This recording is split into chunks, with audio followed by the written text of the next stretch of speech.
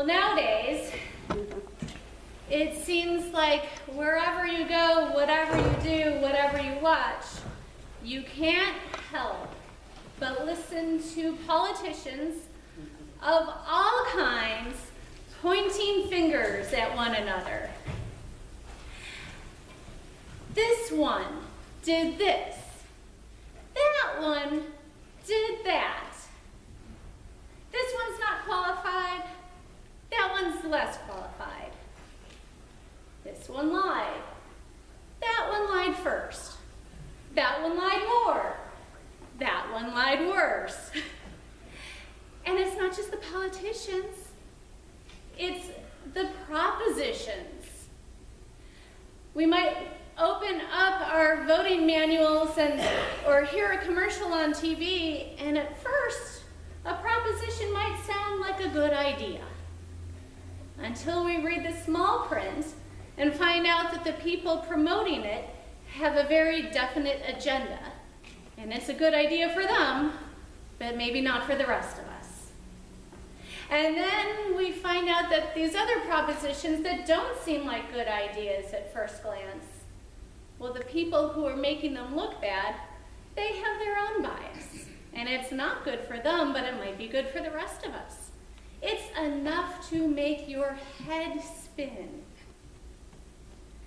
And so we change the channel, or we turn off the internet, close the newspaper. Maybe we go out for a drive, trying to escape it all and to clear our heads and avoid billboards. But there in the intersection, we might see someone holding a cardboard sign, begging for a roof over their head. And we wonder how they got there. And then we go back to thinking about all of those politicians begging to have other roofs over their head, like the White House roof. And we think to ourselves, thank God we're not like that. Thank God that we don't lie or cheat and we pay our taxes. Thank God we don't have to worry about a roof over our heads because we worked hard for the roof over our heads. And while we're at it, thank God we're not like the tax collectors or Pharisees that we read about today either. Some have written that they think this parable from Luke is a trap. And I think maybe they're right. Do you think you got caught in it? You see, Jesus begins by telling some who were trusting in themselves that they were righteous and regarding others with contempt, this parable about a tax collector who tax collectors were thought of as being repugnant by the Jewish people, not just because they were tax collectors, but because by virtue of their position, they were considered traitors to their own people, working for the Romans. And also, they had a reputation for cheating their own Jewish people in order to pad their own pocketbooks. And then the other person we hear about is a Pharisee. And Pharisees were well regarded as those who followed the law. They liked to stick to the rules. They were considered respectable and righteous. And so Jesus tells this story to those others about how we get to overhear the prayer of this tax collector. And I want you to realize that for his audience, they would have had the same disdain for the tax collector that we might for someone who dealt drugs to school children. And we hear in his prayer this man begging for God's mercy. But he doesn't use all the right words. He doesn't promise he won't do it again.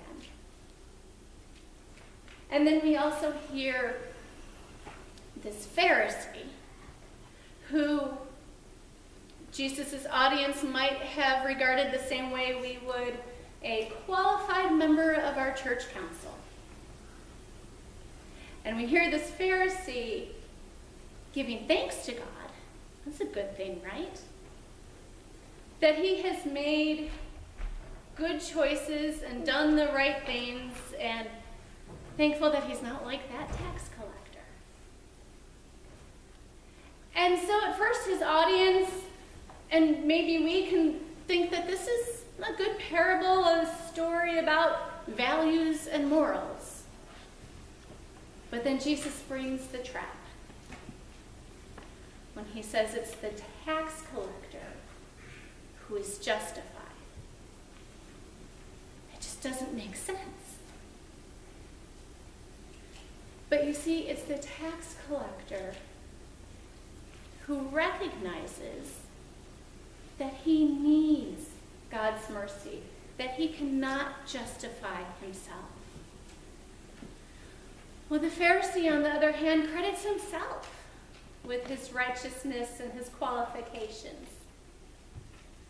And the Pharisee dares to look down on another child of God, who only God, who knows our hearts, is permitted to judge.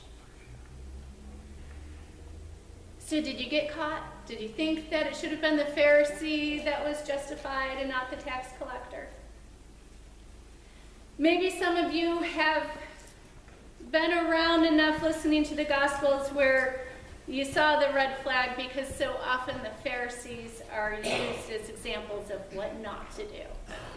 You were ready for this. And as you listened, you said, I am so thankful that I don't go around looking down on other people just because they have different values than I do.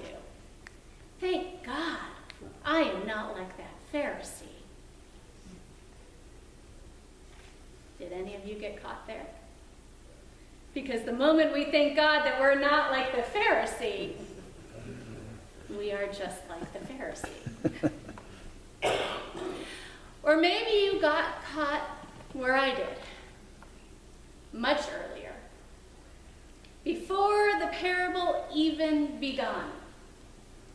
When we read that Jesus was speaking to those who trusted in themselves to be righteous and regarded others with contempt. Well, I don't do that. I don't think. So this must not be a parable for me.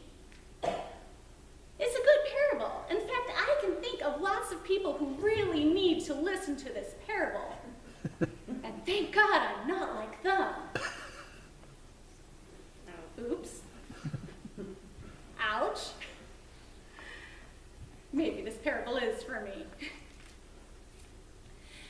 But the thing is, even though this parable may be for me, maybe for you, it may be for all the Pharisees out there, it's not about you or me or the Pharisees or the tax collectors or the politicians or pundits or promoters and demoters of propositions or those begging for homes or anyone.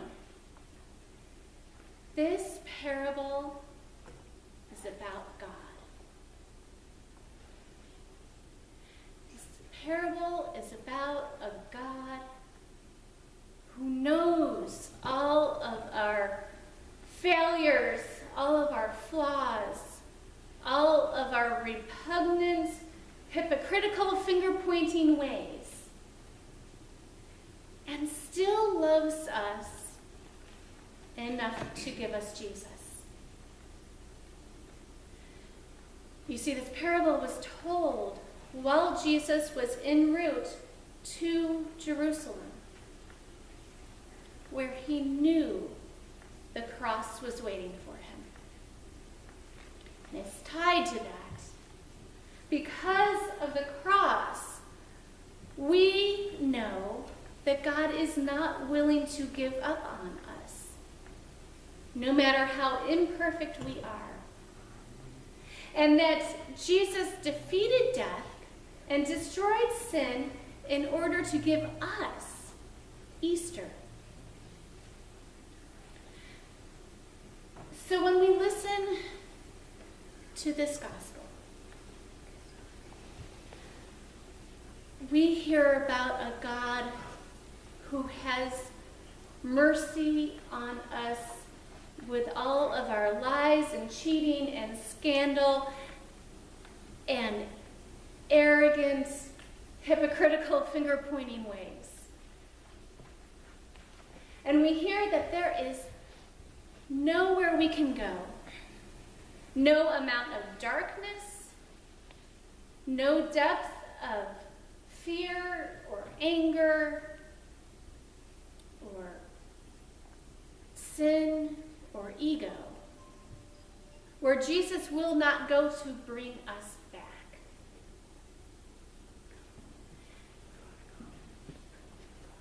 We know that we cannot qualify ourselves,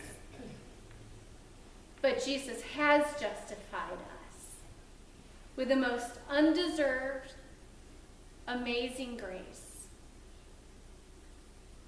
a gift that we cannot earn, but only receive. And so we respond by having that grace with all of those who we really want to point fingers at. And by thanking God that God loves us in spite of ourselves. Amen.